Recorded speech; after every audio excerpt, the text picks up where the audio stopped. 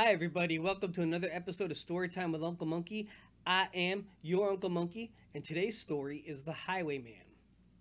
The wind was a torrent of darkness among the gusty trees. The moon was a ghostly galleon tossed upon cloudy seas. The road was a ribbon of moonlight over the purple moor, and the highwayman came riding, riding, riding. The highwayman came riding up to the old inn door. He had a French cocked hat on his forehead, a bunch of lace on his chin, a coat of the claret velvet, and breeches of brown doeskin. They fitted with never a wrinkle, his boots were up to the thigh, and he rode with a jeweled twinkle, his pistol butts a twinkle, his rapier hilt a twinkle under the jeweled sky. Over the cobbles he clattered and clashed in the dark inn yard. He tapped with his whip on the shutters, but all was locked and barred. He whistled a tune to the window, and who should be waiting there but the landlord's black-eyed daughter, Bess, the landlord's daughter, plaiting a dark red love knot into her long black hair. And dark in the dark old inn-yard a stable wicket creaked, where Tim the ostler listened. His face was white and peaked. His eyes were hollows of madness, his hair like moldy hay, but he loved the landlord's daughter, the landlord's red-lipped daughter.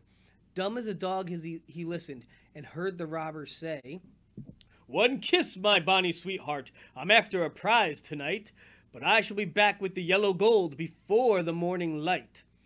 Yet if they press me sharply, and harry me through the day, then look for me by moonlight, watch for me by moonlight, I'll come to thee by moonlight, though hell should bar the way."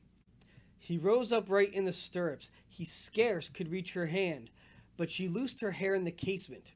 His face burnt like a brand as the black cascade of perfume came tumbling over his breast, and he kissed its waves in the moonlight. Oh, sweet black waves in the moonlight. Then he tugged at his rein in the moonlight and galloped away to the west. He did not come in the dawning, he did not come at noon, and out of the tawny sunset, before the rise of the moon, when the road was a gypsy's ribbon looping the purple moor, a red-coat troop came marching, marching, marching. King George's men came marching up to the old inn door. They said no word to the landlord, they drank his ale instead, but they gagged his daughter and bound her to the foot of her narrow bed. Two of them knelt at her casement with muskets at their side. There was death at every window and hell at one dark window, for Bess could see through her casement the road that he would ride. They had tied her up to attention with many a sniggering jest. They had bound a musket beside her with the muzzle beneath her breast. "Now keep good watch!" And they kissed her. She heard the doomed man say, "Look for me by moonlight, watch for me by moonlight, I'll come to thee by moonlight, though hell should bar the way." She twisted her hands behind her, but all the knots held good. She writhed her hands till her fingers were wet with sweat or blood.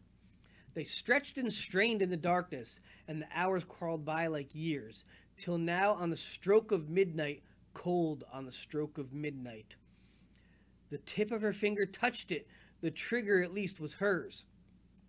The tip of one finger touched it, she strove no more for the rest. Up she stood to attention, with the muzzle beneath her breast.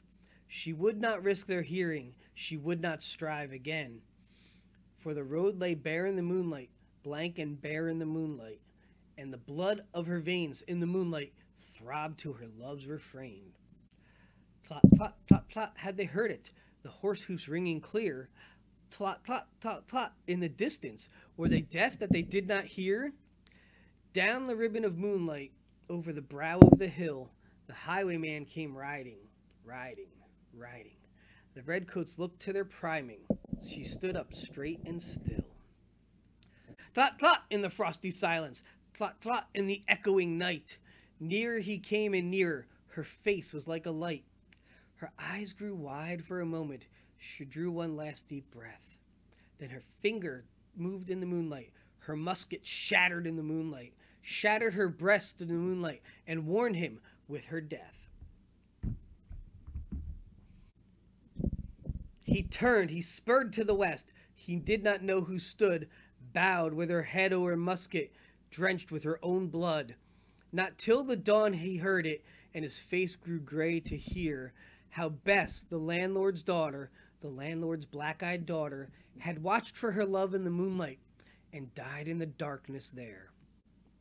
Back he spurred like a madman, shrieking a curse to the sky, with the white road smoking behind him and his rapier brandished high. Blood red were his spurs in the golden noon, wine red was his velvet coat, when they shot him down in the highway, down like a dog in the highway. And he lay in his blood on the highway, with a bunch of lace at his throat. And still of a winter's night, they say, when the wind is in the trees, when the moon is a ghostly galleon tossed upon cloudy seas, when the road is a ribbon of moonlight over the purple moor, a highwayman comes riding, riding, riding. A highwayman comes riding up to the old inn door. Over the cobbles he clatters and clangs in the dark inn yard. He taps with his whip on the shutters, but all is locked and barred. He whistles a tune to the window, and who should be waiting there but the landlord's black-eyed daughter, Bess, the landlord's daughter, plaiting a dark red love knot into her long black hair.